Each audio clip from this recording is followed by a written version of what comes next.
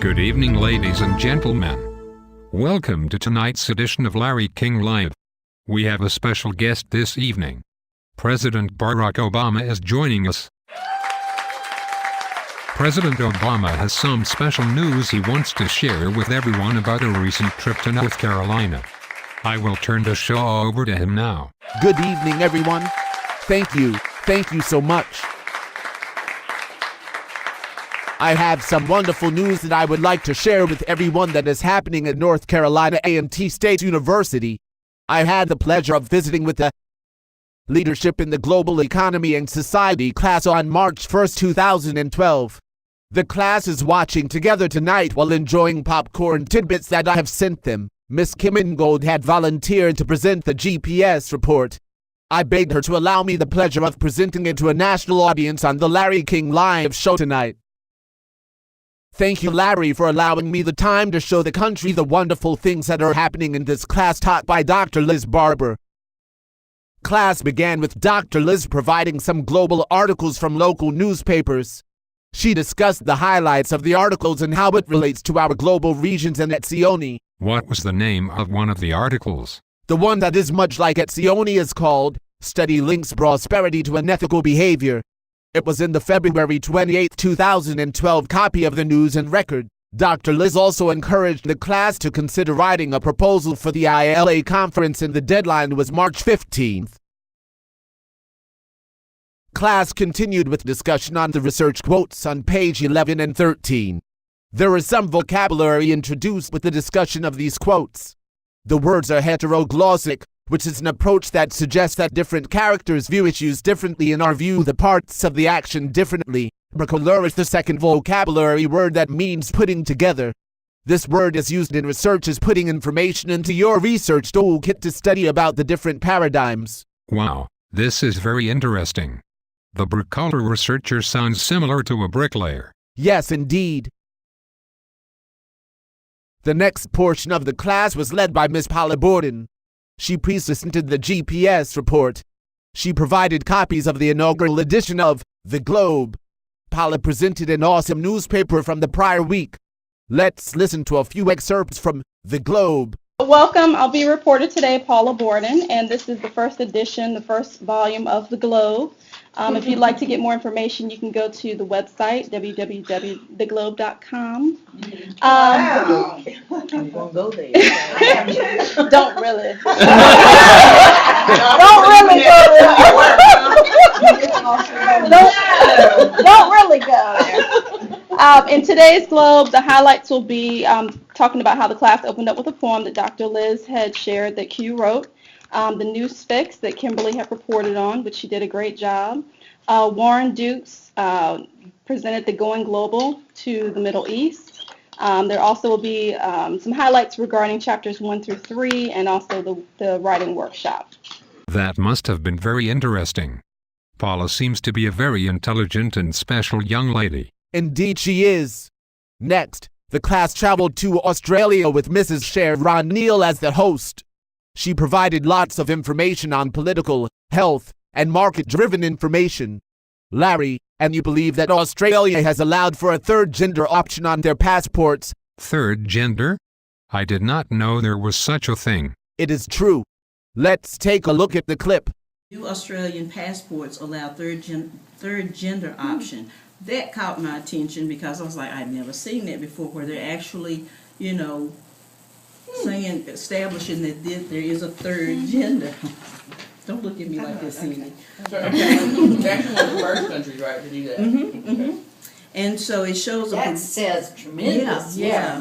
It shows a progressive side of Australia as it addresses controversial issues. And so I was like, that just kind of intrigued me, and so it just kind of went up from there. Another interesting news information that was discussed concerned the dingo baby case. A baby had disappeared and was reported as being eaten by a dingo, which is called a wild dog. Back in 1980, while camping in the outback, a 9-week-old baby disappeared.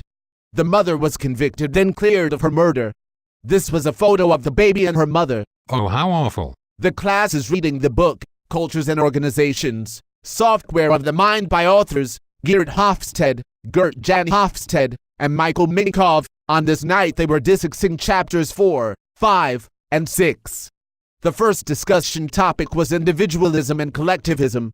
I was not at all shocked to see that the United States ranked first as an individualist nation, with Australia following close behind. I can definitely see why, since the United States is one of the wealthiest nations and the self-interests of the individuals are extremely high. Yes, Larry, it is. To summarize the chapter, I would say that as the head of an individualized nation, that we think about ourselves, we seek independence, and it produces a high self-interest. As a nation, we are striving for Maslow's hierarchy of self-actualization that countries would not begin to try to achieve. The class will find more detailed information on their plain popcorn kernels. President Obama, I definitely agree with you there. We seek to be successful, and many people are judged on success, whether it is how much money you make, what type of car you drive, or how big your house is. And for you, you have a pretty big house right now. Ha ha ha. I feel very privileged to live in the White House and to be serving my country. Now, back to the class. The next topic of discussion expanded into genders. They did only discuss the two genders of masculine and feminine. I don't think they are prepared for Australia's third gender option. Discussion continued about the societies that were masculine and feminine and some of the traits. A more masculine society like the US is competitive and have double standards. Some of the countries that are considered feminine societies are cooperative and have single standards. The US ranks 19th in the world in the masculine culture. The recognition of beauty comes from media, and if you were to ask people about love and family life, they would respond as two different characteristics. Whereas, the feminine beauty comes from the family, and they would respond that family and love are the same thing. There are some other interesting facts that pertain to this discussion that the class will find on their buttered popcorn kernels. The last topic discussed was concerning uncertainty avoidance. What is that? Uncertainty avoidance, according to the authors, is defined as the extent to which the members of a culture feel threatened by ambiguous or unknown situations. Many countries are so afraid of the unknown that they are very strict in planning and operating like clockwork. Everything must be organized and on schedule. Variance is not a welcome option. Hierarchies are clean-cut, and anything different is considered dangerous. However, in the US, we are considered weak in uncertainty avoidance, that we are able to cope and handle situations that are unexpected. One comment that I felt was important is that the weaker in uncertainty, the better they are in innovation. The US ranks 64 in the world, which is considered weak. However, the higher-ranked countries that do not like uncertainty, they are better at implementation. I found that very interesting. Mr. President, you were making me hungry. It was very nice of you to provide popcorn to the class. What if someone watching that is not in the class would like to get some of the popcorn tidbits? How can they do that? They are welcome to go to gps.com and purchase a bag of popcorn. Since you are aware of the country being in a deficit, the popcorn will cost $999 a bag. That is expensive. We need to get the country out of debt. Was there anything else that happened in class that night? Yes. There are a few more things. The discussion after spring break would include long-term versus short-term time orientation, indulgence versus restraint, and nationality and organizational sense-making. Dr. Liz asked them to define what each of them mean, since there are no prescribed questions. She also took up an informal evaluation of the class thus far. She asked for a smiley face on one side with items that were working for the class. Students were to place a sad face on the other side with items that were not working for them. Mr. Bill Stone is my new best friend. He provided everyone with a plethora of sweet potatoes. The White House staff cooked me several pies and they were yummy.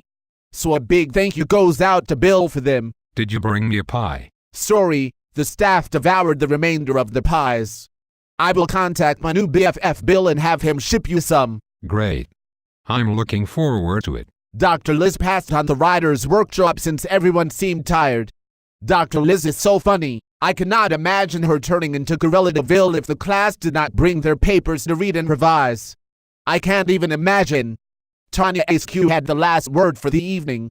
She filled in everyone about a book called Cracking Your Church's Culture. That is an incredible class that you attended. I would like to visit sometime. It seems as if you learned a lot and willing to share it with the world. It was incredible, and I would like to thank the class and Kim for allowing me to step in to take her place. I would like to make a correction to last night's prediction for the NCAA tournament. The media cut the word state from my prediction. I predict North Carolina State to win the NCAA championship. Thanks for the correction. That's all the time we have for tonight. Tune in tomorrow night. We will have the real Dr. Liz Barber and her Malawi travelers to show us about all the research and exciting things happening in Malawi. Good night.